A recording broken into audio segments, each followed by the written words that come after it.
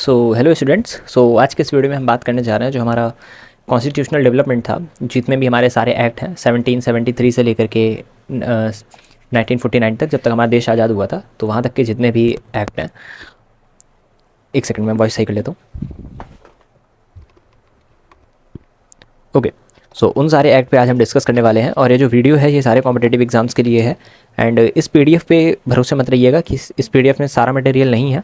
And इस book से, मतलब इस पीडीएफ से पढ़ने के बाद आप अपनी बुक को रिवाइज भी कर सकते हो। अदरवाइज मैं पीडीएफ में कुछ चीज़ें ऐड करूँगा, सो उनको ज़रूर याद से पढ़ लेना।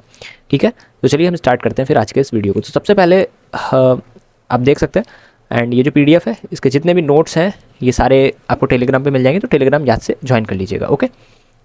सबसे पहले हम आते हैं 1773 के एक्ट पे। उससे पहले मैं यहाँ पे थोड़ा सा डिस्कस कर देता हूँ कि हमारे संविधान की मांग कैसे शुरू करी गई थी। तो यहाँ पर जो इन्होंने लिख रखा है इसको हमें थोड़ा सा करेक्ट कर देना चाहिए। यहाँ पे 1924 नहीं था, ये 1934 था। ठीक है, 1934 में जवाहरलाल नेहरू ने संविधान निर्माण के लिए सभा के गठन की बात करी थी, तो ये 1934 था। ठीक है, और 1924 में एम एन रॉय ने सबसे पहले बात करी थी। ठीक है, तो चलिए अब यहाँ से आगे की बात शुरू होती है। सबसे पहले आता है 1773 का रेगुलेटिंग एक्ट। ठीक है, रेगुलेट का मतलब ही होता है किसी भी चीज़ को कम ज़्यादा करना। जैसे सिलेंडर में होता है ना रेगुलेट, तो रेगुलेटिंग का मतलब ही होता है किसी भी चीज़ को रेगुलेट करना, कम या ज़्यादा करना। तो सबसे पहले 1773 का रेगुलेटिंग एक्ट आया था, जिसमें बंगाल के गवर्नर जनरल को, बंगाल के गवर्नर को बंगाल का गवर्नर जनरल बना दिया गया था। ठीक है, हालांकि सिर्फ एज सच नेम थोड़ा करेक्शन किया गया था, और बंगाल के गवर्नर को, क्योंकि उस वक्त बंगाल, बिहार और उड़ीसा में मतलब गवर्नर था, बंगाल में ही एक गवर्नर था, तो उसको अथॉरिटी थोड़ी ज़्यादा दे दी गई थी, क्योंकि आने वाले जो एक्ट थे उनमें सेंट्रलाइजेशन की प्रोसेस देखने को मिली थी। बंगाल के गवर्नर को बंगाल का गवर्नर जनरल बना दिया गया था। रटने की बात कुछ है नहीं, क्योंकि हमें पता है वॉरेन हेस्टिंग सबसे पहला बंगाल का गवर्नर जनरल था। ठीक है, उसके बाद कॉर्नवालिस आया था, जिसने भूमि सुधार की चीज़ें शुरू कर दी थी। ठीक है, तो कलकत्ता में एक सुप्रीम कोर्ट की स्थापना करी गई थी इसी टाइम पे, ताकि जो निर्णय हैं, निष्कर्ष हैं, और जो बीच बीच के डिस्प्यूट्स होते हैं उनको संभाला जा सके। ठीक है, और एलिजा इम्पे सबसे पहले इसके हेड बने थे, सीजीआई। ठीक है, तो उसी वक्त अच्छा एक चीज़ और कर दी गई थी। कलकत्ता के जो गवर्नर थे, ठीक है, क्योंकि 3 गवर्नर थे ऐसा मैंने आपको बताया, तो कलकत्ता के जो गवर्नर थे उन्हीं को उठा करके, कलकत्ता कह दो या बंगाल कह दो, ठीक है, बंगाल, बिहार और उड़ीसा के लिए विधि बनाने का जो अधिकार था वो उन्हीं को दे दिया गया था ओवरऑल। इसीलिए इन्हें बंगाल का गवर्नर जनरल बनाया गया था। ठीक है, और जो ये सुप्रीम कोर्ट था, ठीक है, तो ये सुप्रीम कोर्ट दीवानी, फौजदारी, नौसेना, धार्मिक रिलेटेड जितने भी मसले होते थे इन सबको निपटाने का काम ये सुप्रीम कोर्ट का होता था। इस सुप्रीम कोर्ट में एक सीजीआई होता था और 3 अदर न्यायाधीश होते थे। ठीक है, ये बात ध्यान रखनी है। ठीक है, और सुप्रीम कोर्ट के निर्णय के विरुद्ध अगर कोई अपील होती थी, अगर आपको कोई अपील करनी है कि इस सुप्रीम कोर्ट में हमें कोई अपील, मतलब कि सुप्रीम कोर्ट का निर्णय ही गलत है, तो हम क्या करते थे, अगर हमें इसके अगेंस्ट जाना है सो हम जाते थे कहाँ, प्रीवी काउंसिल में। ठीक, प्रीवी काउंसिल में, प्रीवी काउंसिल में। और प्रीवी काउंसिल क्या होती थी, प्रीवियस काउंसिल ब्रिटिश की थी। ठीक, तो हम प्रीवी काउंसिल में जाते थे। अच्छा, और इसके अलावा कुछ और तो खास इसमें था नहीं। हाँ, एक चीज़ और ध्यान रखना कि इसी में कोर्ट ऑफ डायरेक्टर्स की बात करी गई थी सबसे पहले, कि जैसे कंपनी है, कंपनी अपने हिसाब से रूल करेगी, है ना भाई। इंडिया में अगर कंपनी रूल कर रही है तो कंपनी अपने हिसाब से रूल करेगी, तो उस रूल को कंट्रोल करने के लिए सबसे पहले बनाया गया था कंट्रोल कोर्ट ऑफ डायरेक्टर। ठीक है, तो क्या करता क्या था, जो राजस्व की, नागरिक की और जितने भी सैन्य मामले होते थे इन सब की जो जानकारी होती थी वो जा करके किसको देता था, वो ब्रिटिश गवर्नमेंट को मिल जाए इसलिए। तो यहाँ पे एक चीज़ और पॉइंट ऐड कर लेना, वो था सीओडी की स्थापना। ठीक, सीओडी की स्थापना, कोर्ट ऑफ डायरेक्टर्स की स्थापना। ठीक है, चलिए ये हो जाएगा। तो कोर्ट ऑफ डायरेक्टर की स्थापना भी कर दी गई थी। ये 1774 का जितना भी था मामला वो मैंने यहाँ पे लिख दिया है।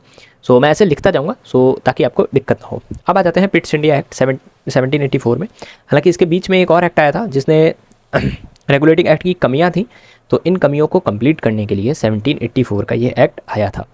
ठीक है, इस एक्ट को एक्ट ऑफ सेटलमेंट भी बोला जाता है। यहाँ पे हम लिख भी सकते हैं, तो मैं ब्लैक पेन से लिख भी देता हूँ। इसी एक्ट को हम नाम देते थे, एक सेकंड मैं इसका ये कम कर दे रहा हूँ, ऐसा लगता है मैं ड्राइंग बना रहा हूँ, है ना। इसी एक्ट को बोला जाता था एक्ट ऑफ सेटलमेंट। ठीक, क्यों सेटलमेंट का एक्ट बोला जाता था, क्योंकि कुछ चीज़ें मैंने जैसा आपको बताया कि 1773 वाला जो रेगुलेटिंग एक्ट था उसमें कुछ चीज़ें रह गई थी, तो उसको सेटल करने के लिए ये एक्ट आया था। अच्छा, इसी में बोर्ड ऑफ कंट्रोल की स्थापना इसी में करी गई थी, जो कि यहाँ पे दिखा भी गया है। बोर्ड ऑफ कंट्रोल की स्थापना इसी में करी गई थी।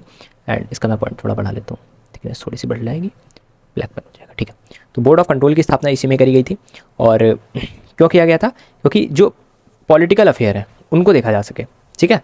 क्योंकि इससे पहले जो एडमिनिस्ट्रेटिव अफेयर होते थे, ठीक है, जो जांच रखते थे, जो कंपनी को देखते थे, वो कौन थे?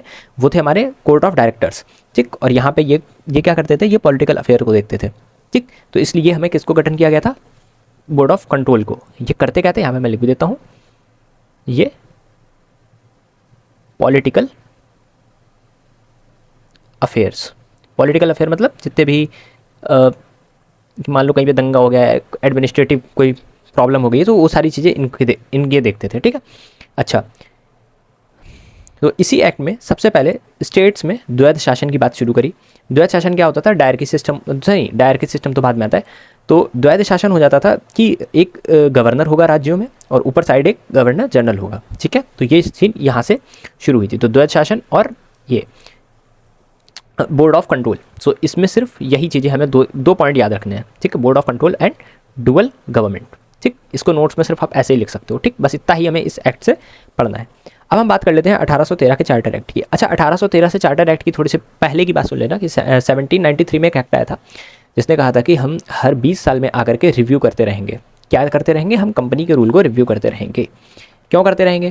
कि भाई कंपनी है ना, तो कंपनी के रूल को हमें धीरे धीरे हटाना है। हम भाई ब्रिटिश हैं तो हमें अपना रूल बनाना है ना। हमें नहीं अच्छा लगेगा कि हमारी जो कंपनी है, हमारे देश की कंपनी किसी दूसरे देश पे रूल कर रही है और उस देश की हमें भनक भी नहीं है। सो इसलिए तो 1813 का जो चार्टर एक्ट था, इसमें जो शुरुआत करी गई थी, तो सबसे पहले इन्होंने इस तरीके से शुरुआत करी कि तुम्हारे जो आधे अधिकार हैं हम वो ख़त्म करेंगे। किसके? कंपनी के। कि जो तुम्हारे आधे अधिकार हैं जिसमें तुम लेकर के घूम रहे हो ना, चाय और चीनी, बस इतना ही छोड़ेंगे। उसके अलावा जितना भी है तुम्हारा वो हम क्या करेंगे? वो हम छीन लेंगे। तो ये इनका सबसे पहला काम था। इन्होंने चाय और चीनी के बिना, चाय और चीनी के अलावा जितना भी था वो सब कुछ छीन लिया।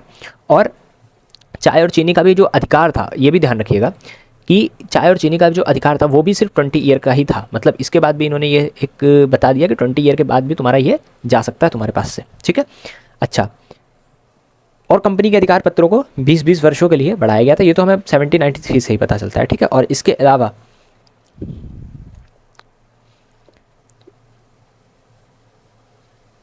और इसमें जो सबसे ज़रूरी काम किया गया था वो ये किया गया था कि ये भारतीय व्यापार, ये तो कर दिया गया था। इसके बाद जो और काम किया गया था वो ये था कि कलकत्ता, मुंबई और मद्रास की जो सरकारें थी, ठीक है, इनके द्वारा जो लॉज बनाए जाते थे उनमें ब्रिटिश पार्लियामेंट का एक मोहर, ठीक है। मतलब ऐसे समझ सकते हो, मैं यहाँ पे एक पेज ऐड करके आपको बता देता हूँ, just 1 minute, okay, dot grade यहीं पे ऐड हो गया।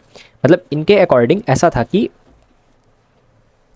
जैसे ये है ब्रिटिश पार्लियामेंट, ठीक, ब्रिटिश पार्लियामेंट, ठीक, ये क्या है? ये है ब्रिटिश पार्लियामेंट, ओके। सो इसको हम पहले करते हैं डब्बे में बंद। अब इन्होंने ये कहा कि जो इंडिया के अंदर स्टेट गवर्नमेंट थी, जैसे स्टेट गवर्नमेंट आपको पता है, एक कलकत्ता की थी, मुंबई की थी जिसमें बम्बई बोलते थे उस वक्त, और एक मद्रास की थी, ठीक। ये मद्रास वाली हो गई, ये मुंबई वाली हो गई, और ये हमारी कैलकटा, ठीक। तो इन्होंने कहा कि यहाँ, क्योंकि डुअल, जो अब ये मत भूलना कि डुअल रूल कब लगा, द्वैध शासन कब से शुरू हो गया था, डुअल गवर्नमेंट कब से शुरू हो गई थी? इससे पुराने वाले एक्ट, पिट्स इंडिया एक्ट से। तो इनको एक अनुमोदन मतलब कह सकते हैं एक परमिशन, कि अगर इन्होंने कोई लॉ बनाया, ठीक है, मैं अलग कलर यूज़ करता हूँ, मान लेते हैं इन गवर्नमेंट ने कोई लॉ बनाया। सो इस लॉ पे क्या होता था? इस लॉ पे ब्रिटिश पार्लियामेंट की नज़र थी। मतलब ये लॉ जब तक इस पे कह सकते हैं, ये लॉ ब्रिटिश पार्लियामेंट में अगर पारित नहीं होता है, अगर ब्रिटिश पार्लियामेंट ने मना कर दिया तो ये लॉ पारित नहीं होगा। मतलब कि आप अपने देश में जो लॉ बना रहे हैं वो ब्रिटिश पार्लियामेंट के अंदर से होकर के आएंगे, उस पर ब्रिटिश पार्लियामेंट की जो मोहर है वो उस पर लगी होनी चाहिए, ठीक है। तो ये इस एक्ट की जो है पूरी बात हो जाती है। Turn to full screen mode and चलिए आगे की बात करते हैं। जो भी समझाना होगा मैं ऐसे ही पेज पे आपको समझाता रहूँगा।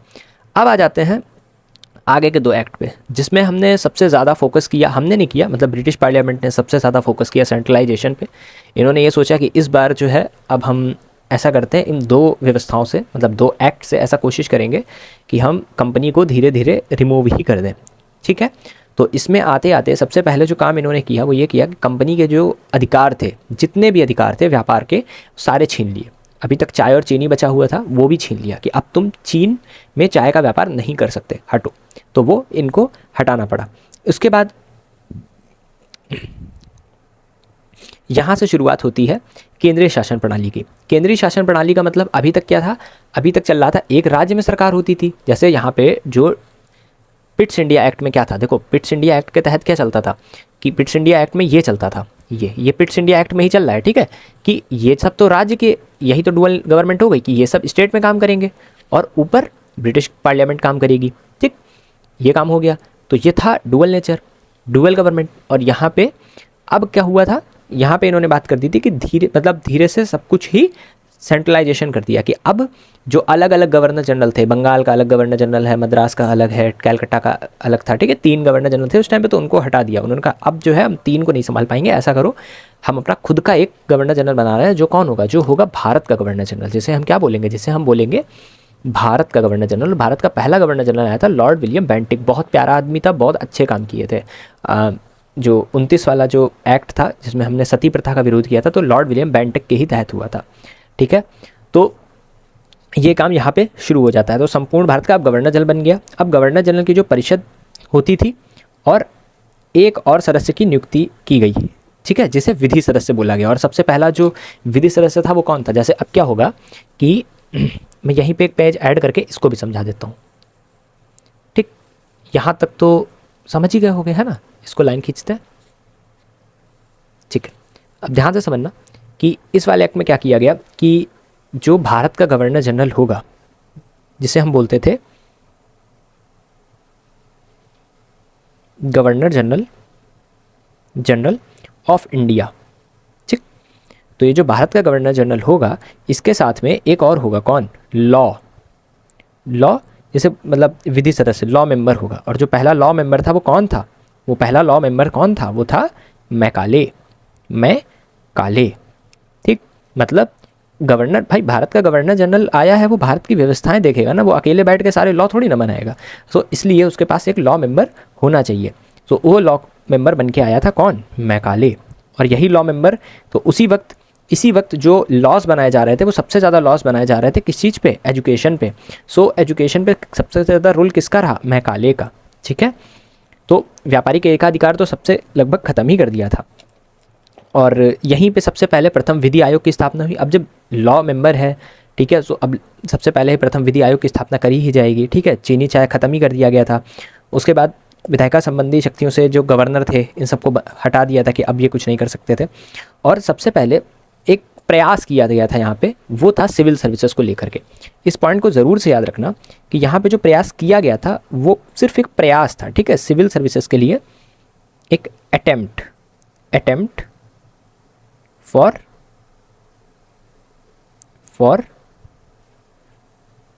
Civil services. ठीक, ये सिर्फ एक अटेम्प्ट था और इसको सही तरीके से लागू कब किया गया था, वो इस वाले एक्ट में किया गया था। ठीक है, चलो जो पीडीएफ है वो बाकायदा आपको मिल जाएगी, तो उसमें मेरे हैंड रिटन और जितना भी है वो सब आपको दिख जाएगा। ठीक है, तो यहाँ पर से सेंट्रलाइजेशन की पावर शुरू हो गई थी कि अब यहाँ पे जो भारत का गवर्नर जनरल होता था वो, और उसके साथ एक लॉ मेंबर और उसकी एक परिषद बैठ के सब जो है काम करते थे। अब आता है 1853 का चार्टर एक्ट। अब जो 1853 का चार्टर एक्ट था, इन्होंने सिविल सर्विसेज के लिए सबसे पहली बार खुली प्रतियोगिता शुरू करी गई थी। लेकिन अभी ध्यान रखना, अभी इंडियन इसमें शामिल हुए थे या नहीं हुए थे, क्या आप कमेंट में बताना। ठीक, तो खुली प्रतियोगिता शुरू हो गई थी और मैकाले की जो समिति थी वो मैकाले की समिति यहाँ पे बनी थी 1854 में, और ये बनी थी एजुकेशन को लेकर के, एजुकेशन के लिए, जिसमें भारत के इंग्लिश में एजुकेशन देना है, इस पे बात की गई थी। अच्छा, इसी बात में एक बात मैं और बता देता हूँ, 1833-13 तरफ कुछ मिशनरीज़ भी आए थे, कुछ मिशनरीज़ जिन्हें बोला जाता था मिशनरीज़। अब पूछो मिशनरीज़ क्या होता है। मिशनरीज़ आए थे जो अपने धर्म को बढ़ाने के लिए आए थे। कि ये हमारा क्रिश्चियनिटी है, आप हमारे क्रिश्चियनिटी में कन्वर्ट हो जाइए, आप किसी भी धर्म से हो उससे कोई फ़र्क नहीं पड़ता, आप कन्वर्ट हो जाइए। तो ये कन्वर्जन भी यहाँ से शुरू हो गया था। तो 1853 में जो एक्ट आया था इसमें तो सबसे पहले तो सिविल सर्विसेज की बात करी गई थी और मैकाले समिति की नियुक्ति करी गई थी सिविल सर्विसेज के लिए, ठीक है। इसके अलावा इसमें प्रशासनिक कार्यों को और जो गवर्नर जनरल के परिषद के विधायी कार्य थे, जैसे यहाँ पर क्या होता था कि इस वाले में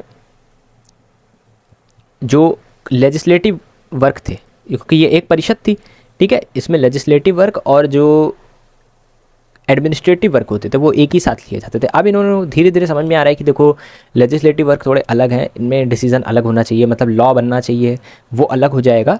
और जो एग्जीक्यूटिव वर्क होंगे, एडमिनिस्ट्रेटिव, जैसे मैंने अभी कहा था ना, लॉ मेंबर क्यों आया, लॉ मेंबर इसलिए साथ में आया था कि अकेले बेटा गवर्नर जनरल बैठ के लॉ बना के, मतलब एग्जीक्यूटिव वाले भी सारे काम और लेजिस्लेटिव वाले सारे काम ये बैठ के अकेले नहीं कर सकता, ठीक है। तो यहाँ पे यही काम किया गया था कि जो इनकी परिषद थी, जो इसमें लेजिस्लेटिव वर्क और सेपरेट कर दिया गया था एडमिनिस्ट्रेटिव वर्क को। एडमिनिस्ट्रेटिव मतलब वर्क होता है कि डायरेक्ट हम बाहर निकले और नियमों को लागू करने लग गए, ठीक है, और नियमों को बनाने का काम लेजिस्लेचर का था, ठीक है। और पृथक विधान परिषद की स्थापना भी इसी में करी गई थी। सबसे पहले जो सेपरेट, यही मैं कह रहा था ना कि इन पीडीएफ के टोटली भरोसे मत रहिएगा, मैं कुछ लिख रहा हूँ वो ज़रूर देख लेना, ठीक है। सो पृथक विधान परिषद की स्थापना करी गई थी और बंगाल के लिए एक लेफ्टिनेंट गवर्नर की भी नियुक्ति इसमें करी गई थी, ठीक है। तो सबसे पहले सेपरेट लेजिस्लेटिव काउंसिल, ठीक, इसी में लिखना है मैं, separate, SEPARATE, separate legislative council. और यहीं पे एक और चीज़ थी जिसको बोलते थे लेफ्टिनेंट गवर्नर, जो उसके नीचे होता था। अभी बताएंगे लेफ्टिनेंट गवर्नर का आगे क्या काम होता है, वो आप आगे पढ़ोगे, अभी आपको मैं बता दूंगा, ठीक है। तो यहाँ तक ये 53 तक सारे काम हो चुके थे। अब आता है 1858 का एक्ट 1858 का। तो चले आगे बढ़े, यहाँ तक हमारा मामला लगभग कंप्लीट हो गया है। ओके, तो अब आते हैं 1858 के एक्ट पे, जिसको बोलते हैं भारत का शासन अधिनियम, ठीक है। ओके, सो 1858 के एक्ट में क्या किया गया था, लाइक आई थिंक हमारा वीडियो 17 मिनट का हो गया, बट ये है कि हाँ, ये वीडियो के बाद आपको अदर वीडियोस पढ़ने की ज़रूरत नहीं पड़ेगी। और PPT के लिए टेलीग्राम जरूर से ज्वाइन कर लेना, ओके। सो 1858 के एक्ट में हम सब जानते हैं, थोड़ा क्विक चलेंगे। तो 1858 के एक्ट में क्या किया गया था, सबसे पहले तो कंपनी के रूल को टोटली हटा दिया गया था कि कंपनी से कहा था चलो भाग जाओ से, हटो हटो हटो, ऐसे नहीं, ऐसे करके हटा दिया था, कंपनी को डायरेक्ट हटा दिया।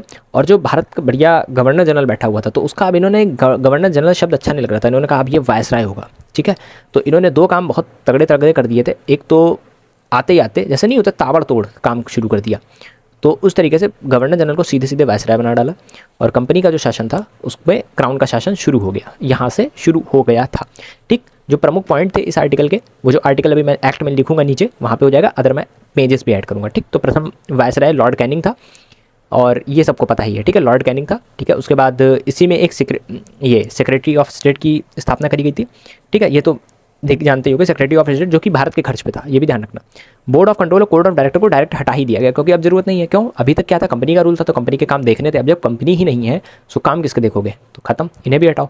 अब राज्य सचिव थी, तो राज्य सचिव जो था इसके अपने मेंबर होते थे, भारत के खर्चे पे इसको रखा गया, ठीक है।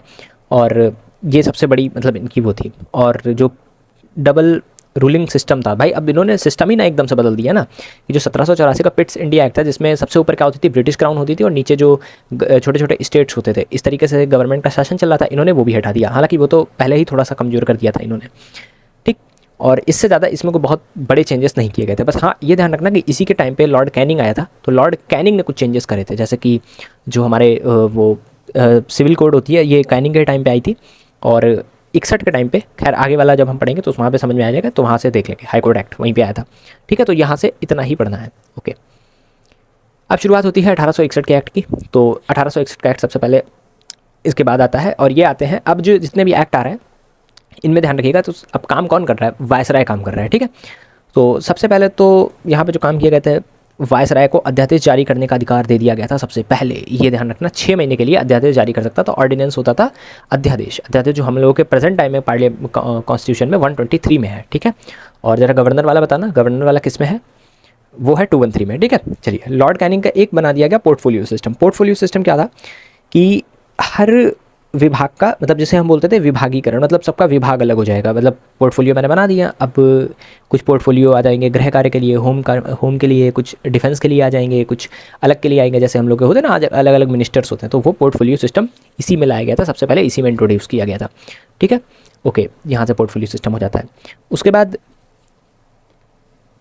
जो कुछ जैसे सार्वजनिक कार्य थे, जैसे कि ऋण, ठीक है, ऋण था, वित्त था, ठीक है, मुद्रा, डाक, तार, ये जो छोटे छोटे बचे हुए पॉइंट थे, ये जो प्रांतीय सरकारें हैं, प्रांतीय मतलब अब देखो स्टेट गवर्नमेंट तो है नहीं, जो प्रांतीय सरकारें हैं छोटी छोटी, ठीक, प्रांतीय सरकारें जो देखो प्रांत और प्रोविंशनल जो प्रांत होते थे ये इंडिया के होते थे, तो इनको दे दिए जाते थे कि भैया अब जो है तुम ये छोटे मोटे हिस्से संभाल लो, क्योंकि इन छोटे मोटे से कुछ होना है नहीं, ना ही तुम कुछ कर पाओगे, तो ये छोटे मोटे मुद्दे तुम संभाल लो। उसके बाद और कानून बनाने का अधिकार और विधायी संस्था बनाया, और भारत परिषद को, मतलब भारत परिषद को, हाँ यहाँ पे देख सकते हैं हाई कोर्ट एक्ट भी यहीं पे आया था। ठीक है, तो यहीं पे मद्रास और बम्बई में सरकारों को ये भी व्यवस्थापिका संबंधी जो अधिकार थे, मतलब यहाँ पे सिर्फ मद्रास और मुंबई को ध्यान रखिएगा, क्योंकि बंगाल में तो कौन बैठा है, बंगाल में तो वो बैठता था वायसराय, ठीक, तो इन्होंने क्या किया था, यहीं पे जो है थोड़े से अधिकार दे दिए थे, किस चीज़ के, मद्रास और मुंबई को, यहाँ पे मैं लिख देता हूँ, यहीं पे मद्रास और बम्बई को, बॉम्बे को कुछ अधिकार दे दिए थे कि ये लेजिस्लेटिव से रिलेटेड कानून बना सकते थे, लेकिन ये कितने ही कानून बना लेंगे और कितना ही गवर्नमेंट का नुकसान कर लेंगे, ठीक है, ये तो कुछ कर नहीं सकते थे क्योंकि इनके पास अथॉरिटी नहीं थी, ठीक। और दूसरी चीज़, इनके कानून जो थे वो गवर्नर, जो भारत का जो वायसराय है, वो रीचेक करता था, तो वहाँ पे इन पे कोई ऐसा एक्शन नहीं लिया जा सकता था। तो यहाँ तक तो ये कंप्लीट होता है, तो 1861 का एक्ट भी हमारा कंप्लीट होता है। अब हम बात करते हैं आगे के एक्ट की, जिसमें आता है हमारा 1892 का एक्ट। और 1892 के एक्ट से पहले हम थोड़ा सा समझ लेते हैं, और वो ये है कि 1892 के एक्ट से पहले 1855 में, हम जानते हैं कि 1855 में क्या हुआ था, 1855 में बनी थी हमारी कांग्रेस, यहाँ पे मैं लिख रहा हूँ, ठीक है, कि सॉरी 1855 बता रहा हूँ, 1885 में हमारी बनी थी कांग्रेस, और कांग्रेस के ही प्रयासों से, और कांग्रेस में सबसे पहले कौन थे, मॉडरेट लोग, मॉडरेट लोग क्या करते थे, पीपीपी, ठीक, पीपीपी मतलब अब फुल फॉर्म जो पहले पढ़ चुके हैं उन्हें पता होगा, पीपीपी मतलब प्रार्थना, याचना और याचिका वगैरह करके हम लोग रिफॉर्म मांगते थे, तो इसी के तहत आया था हमारा 1892 का एक्ट। हम लोग यहाँ पे सबसे ज़्यादा डिमांड कर रहे थे कि हमें भैया राइट चाहिए, किस चीज़ का राइट, हमें राइट चाहिए कि हम क्वेश्चन पूछ पाएँ, तो क्वेश्चन पूछने के लिए इन्होंने राइट इसमें हमें दे दिया कि लो भैया तुम्हें बहुत क्वेश्चन पूछना था, लो कि बजट पर तुम बहस कर सकते हो, लेकिन पूरक प्रश्न मतलब काउंटर, जिसमें बोलते हैं काउंटर क्वेश्चन, कि तुमने हमसे क्वेश्चन पूछा, हमने आपको आंसर दे दिया, अब आप दोबारा हमसे क्वेश्चन नहीं पूछ सकते, लाइक मतलब समझ रहे हैं आप, काउंटर मेरा नहीं कर सकते हो, ठीक है। तो और ये आज के टाइम में भी रिस्पेक्ट के तौर पे माना जाता है, लाइक अगर एक गवर्नमेंट ऑफिसर दूसरे गवर्नमेंट ऑफिसर तो क्वेश्चन पूछता है और बड़े से ऑर्डर आ जाता है कि ऐसा करना है, तो आप दोबारा उससे क्वेश्चन नहीं कर सकते कि नहीं हम नहीं करेंगे, ऐसा नहीं होता, ये काउंटर क्वेश्चन होते हैं, ठीक है। तो इसलिए यहाँ पे 1892 के एक्ट में सबसे पहले काम ये किया गया था, और निर्वाचन प्रणाली मतलब अप्रत्यक्ष रूप से, अप्रत्यक्ष रूप मतलब प्रत्यक्ष रूप से क्या होता था कि हम सीधे सीधे सेंट्रल का व्यक्ति अपना चुन लेंगे, लेकिन अप्रत्यक्ष रूप से क्या होता था कि जैसे हमने पूरी पॉलिटी जब पढ़ी है तो वहाँ पर हमने देखा है कि अप्रत्यक्ष रूप से पहले हम अपने जो लेजिस्लेटिव असेंबली होती थी, लेजिस्लेटिव काउंसिल्स होती थी, उनके लिए हम उनको चुनते थे जो स्टेट लेवल पे होती थी, वहाँ से उठ के वो जाते थे कहाँ, केंद्रों में, ठीक है। और निर्वाचन की व्यवस्था सबसे पहले यहीं से शुरुआत कर दी गई थी, लेकिन अभी महिलाओं को वोट देने का अधिकार नहीं दिया गया था, ये भी हमें ध्यान रखना है, ठीक है। उसके अलावा और यहाँ पे एक और चीज़ ध्यान रखनी है कि जो सेंट्रल लेजिस्लेटिव असेंबली थी, यहीं पे को पेज ऐड कर देते हैं हम, पेज ऐड कर देते हैं, पेज ऐड, एक मिनट जस्ट 1 सेकेंड ब्रो, ठीक है, आ गया। तो यहाँ पर 18 ये बात इसी की हो रही है, किसकी, 1892 एक्ट की, ठीक है। तो इसी में क्या था कि यहाँ पर जो सेंट्रल लेजिस्लेटिव असेंबली थी, इसमें जो मेंबर थे वो कितने थे, वो कितने हो सकते थे, वो हो सकते थे 10 से 16, 10 से 16 हो सकते थे, ठीक, 10 से 16 हो सकते थे, न्यूनतम 10 और अधिकतम 16, ठीक है। और इन्हीं में इंडियन हो सकते थे, बट वो इंडियन कहाँ से आएंगे, वो इंडियन चुने जाते थे कैसे, इनडायरेक्ट इलेक्शन, और इलेक्शन में इनडायरेक्ट इलेक्शन, और इस इलेक्शन में वुमेन को पार्टिसिपेट नहीं दिया गया था, ठीक है। अच्छा, और इसी एक्ट का नीचे भी लिख लेते हैं, इसी एक्ट में और क्या काम किया गया था। इसी एक्ट में कुछ क्वेश्चन पूछने का अधिकार दिया गया था, जो कि मैंने आपको बता दिया था कि आप ओके। सो मैं स्टाइलस ढूंढ रहा था अपना, सो मुझे अपना स्टाइलस मिल गया। सो अभी हम बात कर लेते हैं 1909 और उसके आगे के जो रिफॉर्म थे उनके बारे में, ठीक है। सो फर्स्ट ऑफ ऑल 1909 का जो अधिनियम था उससे हमें क्या क्या याद रखना है एग्जाम के पॉइंट ऑफ व्यू से, ठीक है। हमें कोई यहाँ पे बैठ के IAS PCS नहीं बनना है, हमें बस एग्जाम के पॉइंट ऑफ व्यू से याद रखना है, ठीक है। सो 1909 का जो रिफॉर्म है ये काफ़ी बदनाम रिफॉर्म है। क्यों बदनाम है? क्योंकि इसके पीछे की एक कहानी है, और वो कहानी है इसके पीछे की, वो है जस्ट वेट, वो है सेपरेट इलेक्टोरेट, ठीक। तो सेपरेट इलेक्टोरेट में क्या किया गया था कि जो आपके हिंदू थे और जो आपके मुस्लिम्स थे, इन सबको अलग अलग कर दिया गया कि आप अपना अलग इलेक्टोरेट चुन सकते हो, आप अपना अलग इलेक्टोरेट चुन सकते हो। तो ये सबसे बड़ी बात आ गई, ठीक। और ये किया किसने था? ये किया था लॉर्ड मिंटो ने। किसने? लॉर्ड, यहां पे लिख देता हूं, वेट,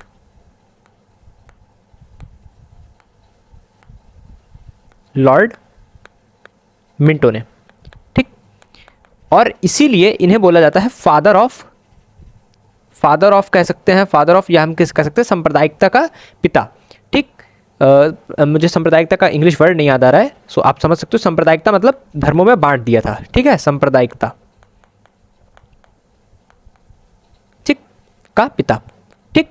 अच्छा, 1909 के रिफॉर्म में और कुछ बहुत बड़ा जो है बहुत बड़ा चेंजेस नहीं कर दिया गया था, बट एक चीज़ जरूर ध्यान रखना कि हमने ये पढ़ा था ना कि 1890 जो इससे पहले वाला रिफॉर्म आया था 1892 वाला, उसमें हमने क्या पढ़ा था? उसमें हमने ये पढ़ रखा था ना कि जो हमारे मेंबर थे किसमें, लेजिस्लेटिव काउंसिल में, जो हमारे वायसराय थे या जो भी भारत के गवर्नर जनरल थे, इनसेक्ट वायसराय थे, ठीक है। सो उन वायसराय की जो काउंसिल्स होती थी, तो उस काउंसिल में कौन होते थे? मेंबर होते थे। तो वो जो मेंबर थे वो कितने थे? 10 से बढ़ाकर 16 कर दिए गए थे। तो इस एक्ट में क्या किया गया था? उन 16 की संख्या को बढ़ा करके, यहाँ पे 16 थे और उसी में उनका नंबर बढ़ा करके कर दिया गया था 16 मेंबर, किसमें? इन लेजिस्लेटिव काउंसिल में, ठीक है। ओके, तो ये हमारा यहाँ तक का टाइम हो गया। अच्छा, इसके अलावा कुछ बहुत ऐसा खास इसमें हमें पढ़ना नहीं है, ठीक है। यहाँ पर जो मैंने नोट्स में डाल रखा है वो भी इससे बाहर का नहीं होगा, मैं दिखा देता हूँ। यहाँ पे 1909 में क्या किया था? मुस्लिमों के लिए एक अलग निर्वाचक मंडल बना दिया गया था और लॉर्ड मिंटो को सांप्रदायिकता निर्वाचन का जनक कहा जाता है, या पिता कहा जाता है, ठीक। अच्छा, तो इनकी ये जरूर ध्यान रखना कि इनके इस टाइम पे सबसे पहले सत्येंद्रनाथ सिन्हा जो थे वो वायसराय की कार्यपालिका, मतलब जो जिसे हम लोग लेजिस्लेटिव काउंसिल बोलते थे, इसको बोलते थे लेजिस्लेटिव काउंसिल, यही, ठीक है। इसमें 60 मेंबर अभी कर दिए गए, ठीक है, इस वाले एक्ट में। तो इसके प्रथम भारतीय सदस्य बने थे कौन? सत्येंद्र प्रसाद सिन्हा। बहुत इंपॉर्टेंट नाम है, ठीक, पूछा जाता है एग्जाम में, ठीक, क्वेश्चन बने हैं इससे बेटा, ठीक है। तो हमें ये याद रखना है। उसके अलावा अब हम बात कर लेते हैं 1919 के एक्ट की। अच्छा, इस वाले एक्ट को सबने विरोध किया था, सबने, ठीक है, मतलब इसमें सेपरेट इलेक्टोरेट की बात की गई थी, तो सबने इसका विरोध किया था, ठीक। चलो, महात्मा गांधी से लेकर के जवाहरलाल नेहरू, सबने, ठीक है। अब हम बात कर लेते हैं 1919 की, ठीक, जिसमें आया था मॉन्टेग्यू चेम्सफोर्ड। लॉर्ड चेम्सफोर्ड उस वक्त कौन थे? भारत के वायसराय। और मॉन्टेग्यू कौन थे? मॉन्टेग्यू थे सेक्रेटरी, सचिव, जो भारत के पैसे पे रखा गया था, ठीक। पहले तो मुख्य विशेषता की बात कर लेते हैं कि इसमें डायरेक्ट ही प्रोविंस किया गया था और केंद्र में बाई कैमरल लेजिस्लेटर कर दी गई थी, ठीक है। और लोक सेवा आयोग, पब्लिक सर्विस कमीशन की बात करी गई थी। अच्छा, लोक सेवा का जो खुला प्रतियोगिता थी वो किस में करी गई थी? वो 1853 में करी गई थी और 1833 में प्रयास किया गया था, ठीक। चलो, अच्छा, उससे पहले अब हम इसको वैसे जो मैंने नोट्स बना रखे हैं यहाँ पे, इस तरीके से जो मैं लिख रहा हूँ, यहाँ से एक बार रिवाइज कर लेते हैं, ठीक है। क्योंकि यहाँ पे क्या होता है कि लिख के आप भी साथ साथ लिखते रहा करो। लिखने से ही जब मैं पढ़ता था तो मैं भी लिखता था, तो लिखते लिखते ज़्यादा याद हो गया मुझे, ठीक है। तो सबसे पहले हम बात कर लेते हैं एक्ट हमारा 19 का एक्ट, ठीक। अच्छा, 1919 एक्ट के बीच में तुम एक लेंस वो मिरर रख दो और उसी का अपोजिट बनेगा 1935, ठीक। कैसे? अभी मैं बताता हूँ, ठीक, कैसे बनेगा अभी बताता हूँ, जस्ट 1 मिनट, ठीक है। तो 1935 के एक्ट में सबसे पहले क्या किया गया था? सबसे पहले जो किया गया था वो था डायरार्की सिस्टम, ठीक, डायरार्की, ठीक, जिसे बोलते थे द्वैध शासन प्रणाली, ठीक, डायरार्की, ठीक। डायरार्की में क्या होता था, दो तरीके से हमारे जो मुद्दे होते थे, जो हमारे सब्जेक्ट्स होते थे, उन्हें दो तरीके से बांट दिया गया था। कौन कौन से सब्जेक्ट्स, जैसे कि हमारे एक सब्जेक्ट होते थे रिजर्व्ड, ठीक, और दूसरे होते थे, मैं इसको पतला कर दूं पॉइंट को तो शायद थोड़ा सही लगे,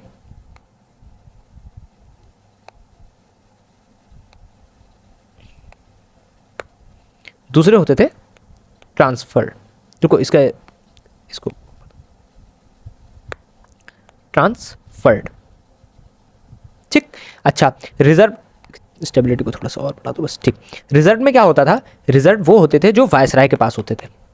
क्यों? क्योंकि ये बड़े मुद्दे होते थे, इंपॉर्टेंट मुद्दे, बड़े बड़े, जैसे होम मिनिस्ट्री हो गई, ठीक है, फाइनेंस मिनिस्ट्री हो गई, तो ये सब वायसराय के पास होते थे। बल्कि ये जो ट्रांसफर्ड होते थे, ये हम किसको दे दिया गया था, ये इंडियन को दे दिया गया था।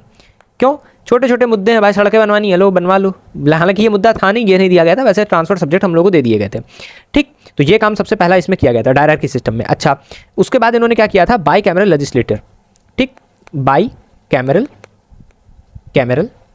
लेजिस्लेटिव, ठीक, लेजिस्लेटिव। अच्छा, इसमें दो पार्ट बनाए गए थे, वो था हमारा स्टेट असेंबली एंड, सबसे पहला तो एक था हमारा स्टेट असेंबली और एक था सेंट्रल जिसको बोलते थे सेंट्रल लेजिस्लेटिव काउंसिल, ठीक। Central legislative council, sorry state council, central legislative assembly, मैंने इसको उसमें बोल दिया, मैं हिंदी में बता देता हूँ। सबसे पहले जो एक बनाई गई थी राज्य परिषद, ठीक, मैं मिटाल के लिख देता हूँ, हिंदी में लिख देता हूँ, चलो। एक बनाई गई थी राज्य परिषद, ठीक, और दूसरी बनाई गई थी हमारी केंद्रीय विधानसभा, केंद्रीय विधानसभा, ठीक।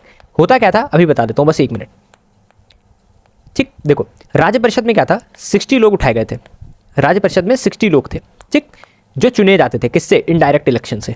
इनका क्या होता था, इनडायरेक्ट इलेक्शन, ठीक। और केंद्रीय विधानसभा में क्या होता था, केंद्रीय विधानसभा में 136 या 134, ठीक, 134 थे, इतना हमें डेप्थ में जाके याद करने की जरूरत नहीं। और ये जो हैंड रिटन नोट्स हैं ये भी आपको इसी के साथ में मिल जाएंगे, ठीक है। तो केंद्रीय विधानसभा में हमारे 134 मेंबर्स होते थे। अच्छा, इसके बाद की जो बात है वो इतनी खास नहीं है कि 1919 में, बस ये दो चीज़ें हमें पहले याद रखनी है, ठीक। और क्या किया गया था, और इसमें यह किया गया था कि आपका जो सांप्रदायिक प्रतिनिधित्व था, जो इससे पहले आपका चल रहा था, जिसमें इसको और बढ़ा दिया गया था, ठीक, जिसे बोलते थे सांप्रदायिक प्रतिनिधित्व जो था, जिसमें हिंदू मुस्लिम को बांट दिया गया था, उसमें इन्होंने और बांट दिया था सांप्रदायिकता को इन्होंने और बढ़ा दिया था। मतलब सेपरेट इलेक्टोरेट में मेंबर्स का नंबर और ज़्यादा कर दिया था, जिसमें हमारे मुस्लिम्स भी थे, ठीक, उसमें हमारे हिंदू भी थे, इसमें हमारी वुमेन्स भी थी, वुमेन को सॉरी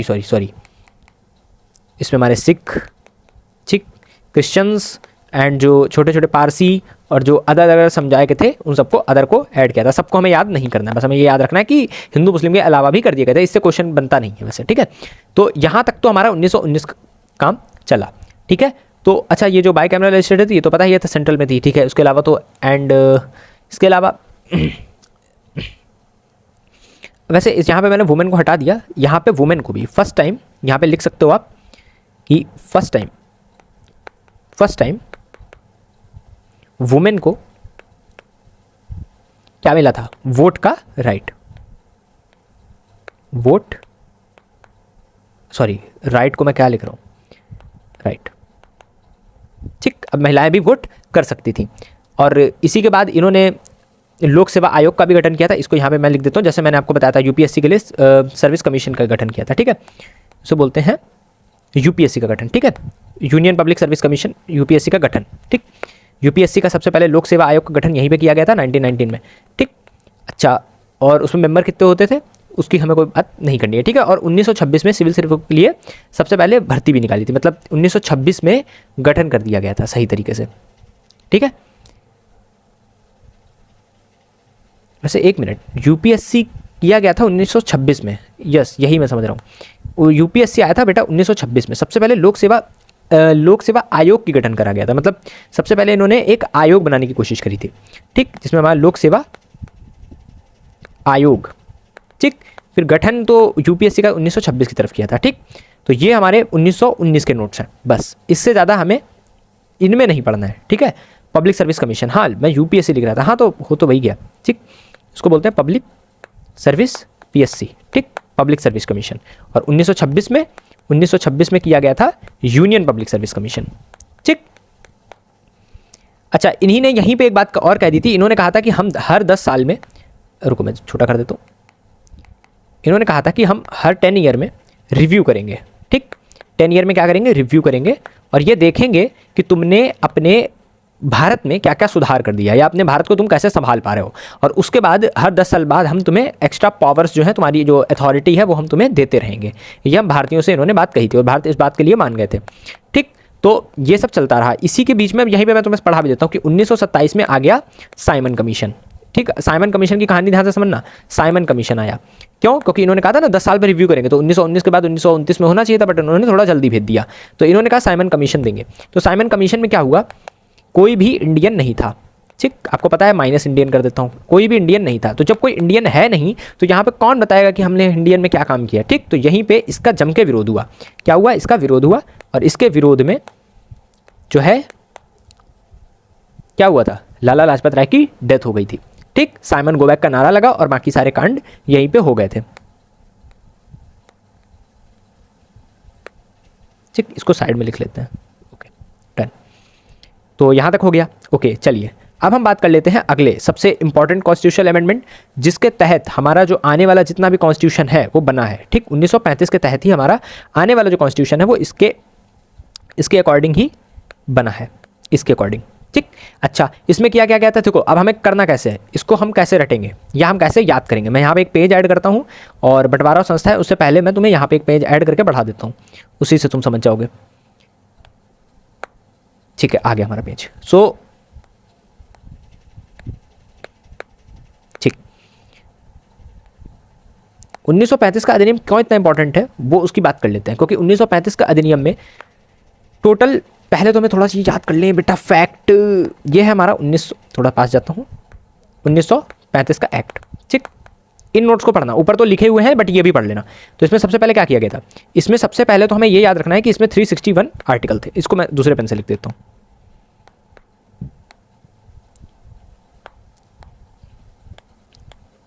जब इतने सारे कलर हैं तो यूज़ कर सकते हैं ना। तो इसमें सबसे पहले तो 361 आर्टिकल थे। ठीक, और हमारे संविधान में कितने हैं, 395। ठीक, तो 361 आर्टिकल थे। ओके, और इसी में ध्यान रखना, प्लस इसमें थी 10 शेड्यूल्स थे। समझ रहे हो हम लोग के देश के लिए कितना काम किया इन लोगों ने, 10 शेड्यूल, एक सेकेंड, 10 शेड्यूल भी इसी में थे।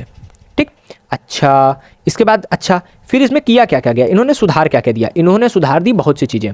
सबसे पहले तो इसे दर्जा भी दिया जाता है मिनी संविधान का, वो सब लोग जानते हो। ठीक है, तो सबसे पहले इन्होंने फेडरल कोड बनाने की स्थापना की।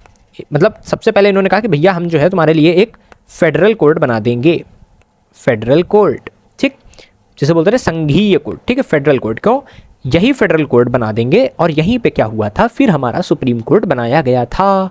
ठीक, एक तो वो कलकत्ता का था।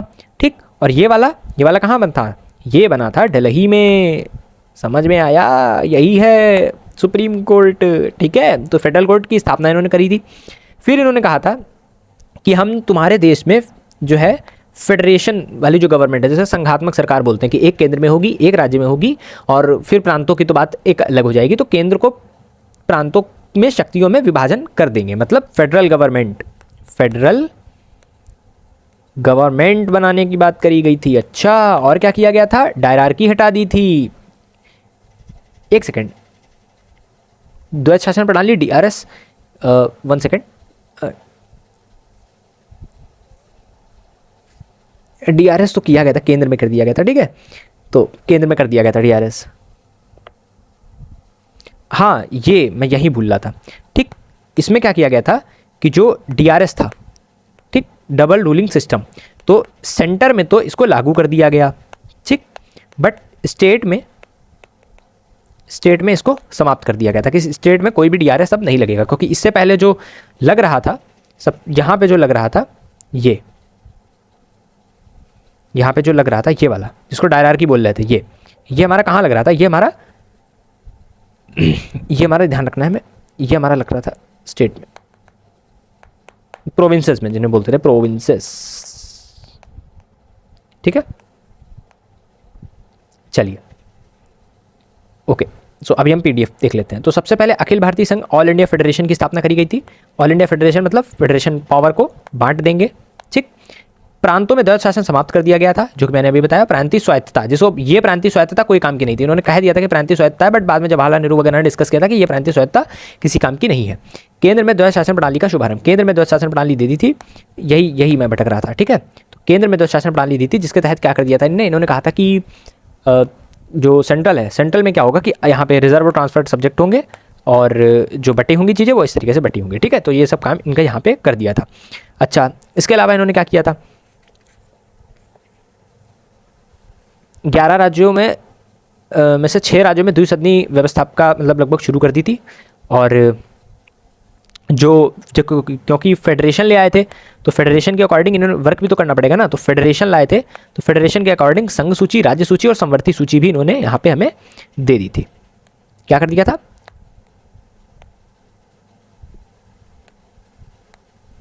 यहाँ पे सबसे पहले हमें देती थी संघ सूची, जिसे सेंट्रल, स्टेट और कॉनकरेंट, सेंट्रल, स्टेट और कॉनकरेंट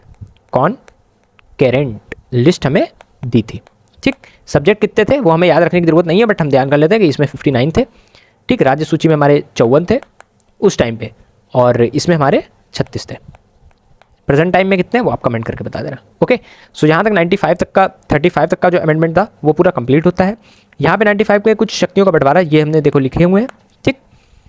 और मुद्रा और साख नियंत्रण के लिए आरबीआई की स्थापना करी गई थी। आरबीआई की स्थापना कब करी गई थी, 1937 में, ठीक। जस्ट 1 सेकेंड, 1937, यस, ठीक। संघीय प्रांत और संयुक्त लोक सेवाएं आयोग की स्थापना वो जो 1926 में तो करी गई थी, किसकी, यूपीएससी की, ठीक। और 1919 में ही हमारी पीसीएस में कर दी गई थी, ओके, डन। सो फाइनली ये लेक्चर होता है कंप्लीट। सो अगर ये वीडियो आपको अच्छा लगा है, सो जस्ट फिट एंड जो आने वाले वीडियोस हैं उनकी जो पीपीटी वगैरह है वो सब आपको टेलीग्राम पे मिल जाएगी, तो टेलीग्राम याद से ज्वाइन कर लेना। एंड इसके नीचे आपका ये थैंक यू वाला पेज होगा, और अपनी तैयारी को एक नई उड़ान दें और सब्सक्राइब करें, आगे जुड़े एंड टेलीग्राम पे ज्वाइन कर लीजिएगा, तो इसकी जो पीडीएफ है वो आपको वहाँ पे मिल जाएगी। Okay, bye.